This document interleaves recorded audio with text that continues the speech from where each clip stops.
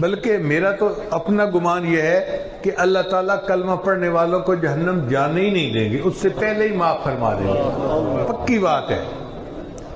ہمارے علاقے میں ایک پیر صاحب آئے تو انہوں نے سوچا کہ میں اپنے مریدین کو نماز کی تلقین کروں، نیکی کی تلقین کروں، دیہاتی لوگ ہیں، سمجھ تو ان کو ہے کوئی نہ۔ چنانچہ انہوں نے مسجد میں اعلان کروایا تو دیہات کے کوئی 100 بندے مسجد میں آ گئے۔ ایک بندے نے کہا جی کہ پیر صاحب تقریر کریں گے اور سب نے سننا ہے غور سے اور اس پر عمل کرنا ہے۔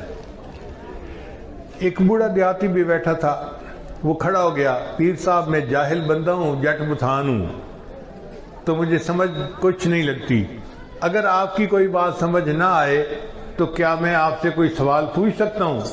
تو پیر صاحب نے کہا ہاں ہاں تم پوچھ لینا، کوئی حرج نہیں۔ لوگ اس دیہاتی بوڑھے نے نا اپنا راستہ بنا لیا کہ کوئی بات پوچھنے کا موقع نکل ہے۔ اب پیر صاحب نے بیان شروع کیا۔ مجھے یاد ہے کہ ہم اپنے بچپن میں اپنے والدین سے سنتے تھے کہ پل صراط سے اللہ تعالیٰ گزاریں گے اور پل صراط بال سے زیادہ باریک اور تلوار سے زیادہ تیز ہوگی۔ یہ ہم بچپن سے سنتے آئے تھے کہ پل صراط بال سے زیادہ باریک اور تلوار سے زیادہ تیز ہوگی۔ جب پیر صاحب نے یہ بات سنائی نا تو وہ بوڑھا کھڑا ہو گیا، کہتا ہے پیر صاحب میں نے تو لگ رہا ہے ایک کوڑ ہے، یہ جھوٹ ہے۔ انہوں نے پوچھا نہیں کتابوں میں لکھا ہوا ہے۔ اچھا کتابوں میں لکھا ہوا ہے کہ بال سے زیادہ باریک اور تلوار سے زیادہ تیز؟ ان کا ہاں ایسا ہی لکھا ہے۔ کہتے اچھا پیر صاحب پھر انہیں آکھو نا کہ اللہ سائیں دی پار اتارن دی نیت کائی نہیں۔ تسی این آکھو نا کہ اللہ سائیں دی پار اتارن دی نیت کائی نہیں۔ خیر بیٹھ گیا۔ پھر پیر صاحب نے بیان شروع کیا کہ نیکی کیا کرو اور گناہوں سے بچو، اور جو گناہوں سے نہیں بچے گا اللہ اس کو پہلے جہنم میں عذاب دے گا اور پھر اللہ ان کو جنت عطا فرما دے گا۔ جب پیر صاحب نے یہ کہا تو بوڑھا پھر کھڑا ہو گیا، کہتے پیر صاحب مینوں تو لگتا ہے اے بھی کوڑ ہے۔ پیر صاحب نے کہا کیسے؟ کتابوں میں لکھا ہوا ہے فلاں کتاب فلاں کتاب فلاں کتاب۔ کہتے پیر صاحب مینوں ایک گل دسو، میرے گھر جو پر آنا آوے تو میں انہوں 5-7 لتر مارا، مڑا کھا بھاجیا ککڑ کھا لیا، وہ کھا لی سی۔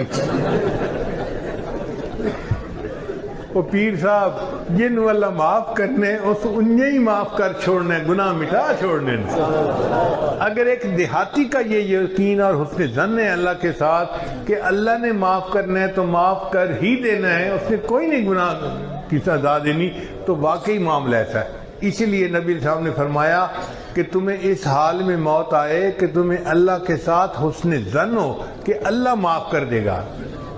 تو اب بھائی ہمیں حسن ظن دل میں ہونا چاہیے کہ اللہ ہمیں قیامت کے دن ضرور معاف فرما دے گا، ہمارے عملوں کی وجہ سے نہیں، اپنے محبوب کی رحمت کے صدقے معاف فرما دے گا۔ آہ جاتی ہے اثر کو کھینچ لانے کے لیے، بادلو ہٹ جاؤ دے دو راہ جانے کے لیے۔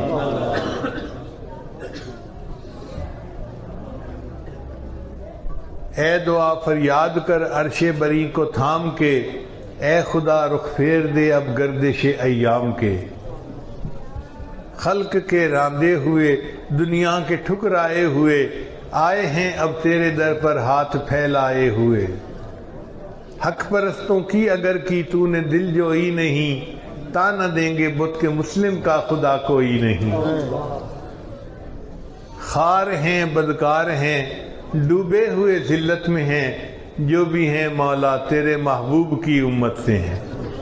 ہم واقعی گناہ گار ہیں، خطا کار ہیں، اپنے گناہوں کو تسلیم کرتے ہیں، شرمندہ ہیں اپنے گناہوں پہ، مگر یہ بات پکی ہے کہ اے اللہ ہم جو بھی ہیں تیرے محبوب کے امتی تو ہیں، اس امتی ہونے کی نسبت سے تو ہمارے اوپر رحم فرما دینا۔ اب آپ بتائیے کہ جب اللہ تعالیٰ کی رحمت اس طرح قیامت کے دن تقسیم ہوگی تو پھر کون ہے جو کلمہ گو ہو اور وہ بچ جائے مغفرت ہونے سے؟ ہو ہی نہیں سکتا، ہر بندے کی مغفرت ہوگی۔ اس سے مفسرین نے لکھا ہے کہ اللہ تعالیٰ بندوں سے حقوق العباد کا حساب لیں گے۔ حقوق العباد یعنی بندوں کے جو حق ہیں، ہم دوسروں کا دل نہ دکھائیں، دوسروں کو ایذا نہ پہنچائیں، ان کی غیبت نہ کریں، ان پہ الزام تراشی نہ کریں، ان کے ساتھ اچھا سلوک رکھیں۔ جس نے حقوق العباد پورے کر لیے تو اللہ تعالیٰ کو فرشتے بتائیں گے کہ یا اللہ ہم نے حقوق العباد کا حساب لے لیا، اب ان کے اوپر صرف حقوق اللہ والے گناہ باقی ہیں۔ جب وہ کہیں گے نا ان کے اوپر حقوق اللہ والے گناہ باقی ہیں، اللہ فرمائیں گے ان کلمہ گو لوگوں سے مجھے اپنے حق کا حساب لیتے ہوئے حیات ہی ہے، جس نے کلمہ پڑھا کہہ دو کہ بلا حساب جنت چلا جائے۔ سبحان اللہ۔ ربما یود الذین کفروا لو کانوا مسلمین، یہ وہ وقت ہوگا کہ جب کافر بھی تمنا کریں گے اے کاش ہم نے بھی کلمہ پڑھا ہوتا، اس کلمے کی برکت سے ہمیں بھی جنت مل جاتی۔